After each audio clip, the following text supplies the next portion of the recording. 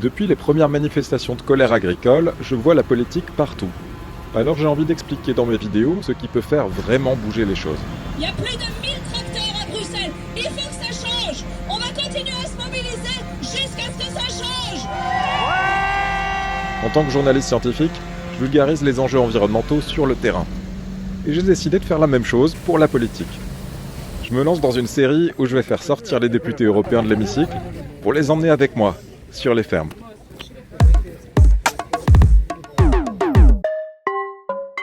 How big is it? We have 88 hectares of tomatoes. Wow, it's a big field. Yes. Greenhouses. Yes. Vu de France, ces serres ne correspondent pas exactement à la définition de l'agroécologie. Mais aux Pays-Bas, où près d'un cinquième du territoire est constitué de polders, sur la mer, c'est une petite révolution de les voir abandonner progressivement les pesticides. Most of the time you don't use chemical pesticides. Yeah, that's the best. You have to more balance in the plant. What we see here now is loose tomatoes. Toutes les tomates ont la même taille. C'est incroyable. 18 grams each tomato. Good for the market. They're all perfect. Same size, Yeah. same look. It is a lot of work to make a good tomato with all the things what we must do. J'ai choisi de commencer mon voyage dans cette ferme assez atypique parce qu'elle illustre bien le défi lié à l'interdiction progressive des pesticides. Pour continuer à produire, les agriculteurs et agricultrices cherchent des méthodes alternatives. You see it? That's a pheromone. The red thingy? Yeah. Yes. Can I take it? Yes, you can take it. Cette confusion sexuelle empêche un papillon ravageur de se reproduire. Like, I mean, we cannot smell it as humans, No, of no, course. no. So they don't find each other, they don't Yeah. make babies. Yes. Yeah. Okay. This one. Yeah. You see a card? Ces minuscules hôtels d'insectes en papier abritent une mouche bénéfique qui détruit les œufs d'une mouche ravageuse. Pour la pollinisation, des bourdons. You're like working with hundreds of insects here. Yeah, of course. Des milliers d'insectes plutôt que des produits chimiques. L'innovation de Vincent, c'est cet écosystème artificiel, vraiment cette agriculture de précision sous serre, avec une combinaison de solutions de biocontrôle, les auxiliaires de culture, les insectes, les biostimulants. Le grand défi de Vincent, c'est que ces solutions de biocontrôle soient autorisées au moins aussi vite que les pesticides chimiques de synthèse sont interdits sur le territoire de l'Union européenne. Si ce n'est pas le cas, il y a une étude de l'université de Wageningen qui estime qu'un producteur de tomates comme Vincent pourrait perdre jusqu'à 20% de sa récolte si son écosystème venait à s'effondrer.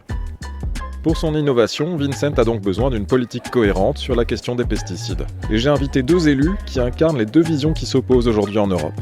Anja Hazekamp est députée européenne depuis 2014. Elle siège à l'extrême gauche du Parlement européen et est vice-présidente de la Commission environnement. Elle est l'une des figures de la politique environnementale et alimentaire européenne.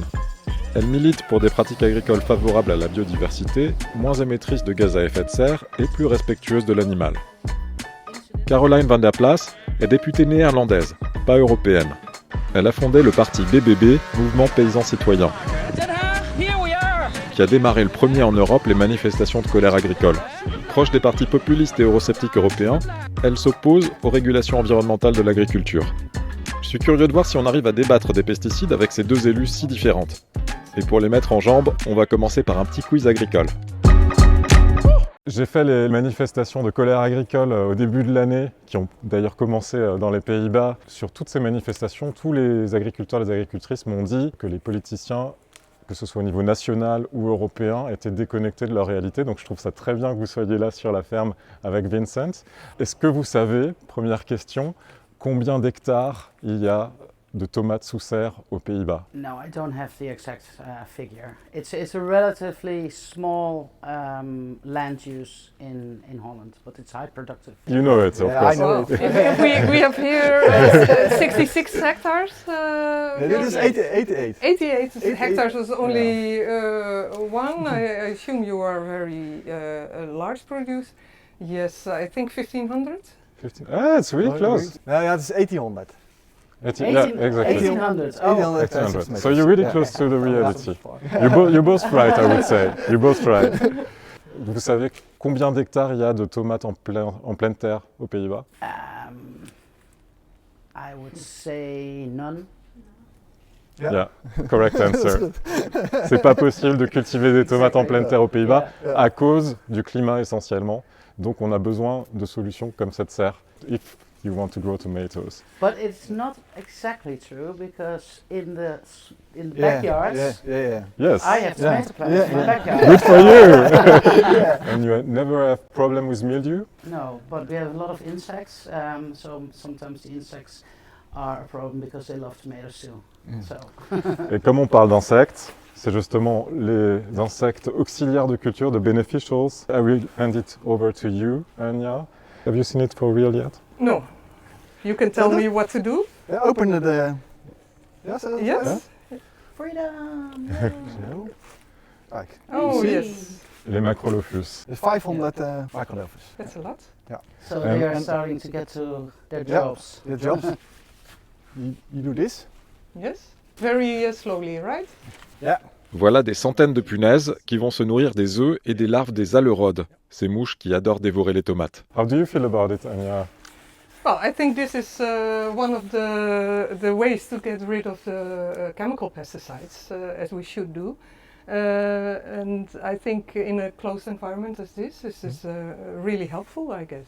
Do you want to do some as well? Sure, yeah. Super. Not too much. Is it too much or is it Is it too No, much? no, no, No? no, no. successful challenge, I would say, for both of you. For the questions and Yeah. for the challenge. Pour faciliter toutes les solutions de biocontrôle que Vincent utilise pour remplacer les pesticides, un nouveau cadre légal européen devait voir le jour. Le règlement SUR, ou SUR. Pour moi, c'est une des législations les plus importantes de ce mandat. C'est le même texte qui fixait les objectifs de réduction des pesticides de l'Union européenne. Anya Hazekamp s'était battue pour, Caroline van der Plas contre. Il a finalement été retiré début 2024. On va en débattre dans la partie Parlement. C'est le symbole de l'hémicycle. Oh yeah. How will you support biocontrol solutions and innovation like the one Vincent is doing here in the next years without the sustainable use regulation that got rejected this Well, we keep on working on the sustainable use regulation because we do not only need to support the development and innovation on biocontrol measures, but we need also to get rid of the chemical pesticides. We have no time to lose. We already have a biodiversity crisis, we have a climate crisis, and we have to do something very urgently. We need stricter legislation to get rid of the most dangerous pesticides immediately and get rid of the other chemical pesticides within a very few years. If they are off the market, there will be more money available to stimulate and to innovate the biocontrol sector. I think I need to interrupt you because the workers there, we just make Yes, space for them.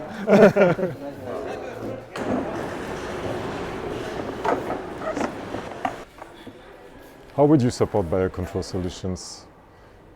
Well, we believe in the innovative power of the farmers itself. Farmers are already working with nature for centuries.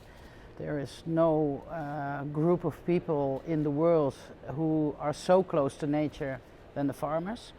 They have shown us also, although there were no regulations, that they are searching for more sustainable ways of producing food. So we think that farmers are more powerful in those developments when you give them the time and the space, instead of putting regulation on regulation on regulation. Les réponses d'Anya Hazekamp et Caroline van der Plas illustrent parfaitement les deux camps qui se constituent autour de la question des pesticides en Europe. D'une part, l'urgence d'agir avec des règlements stricts et des compensations financières pour les agriculteurs, et d'autre part, la pression pour alléger les normes et détricoter le pacte vert. Vincent, what do you need as a support? You need more products because the chemical products go lower and lower, and we must quicker new products. Yeah. En réponse aux manifestations de colère agricole, la Commission européenne a lancé un dialogue stratégique sur le futur de l'agriculture. A range of stakeholders from farmers, agribusiness, environmental NGOs and consumer organisations all came together under the strategic dialogue.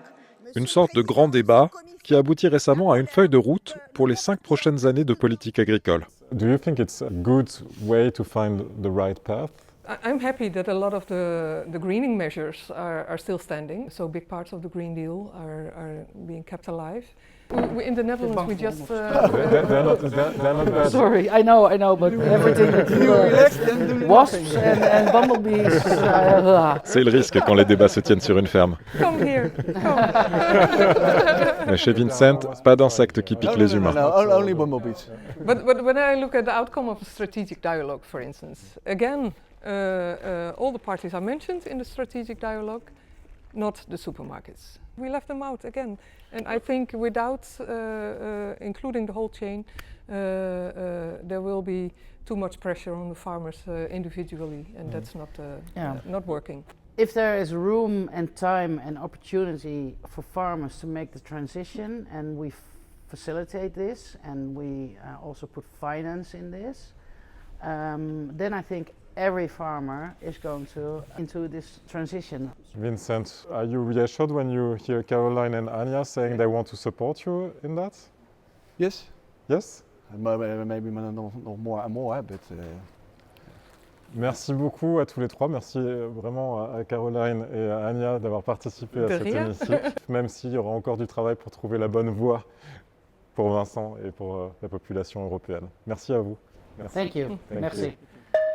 Sur la question des pesticides, Anja et Caroline symbolisent les deux grandes tendances du Parlement européen nouvellement élu. Reste à voir comment la nouvelle Commission, le gouvernement de l'Europe, s'en emparera dans les prochains mois. Je vais continuer à suivre les questions agroécologiques, alors n'oubliez pas de vous abonner. Restez curieux.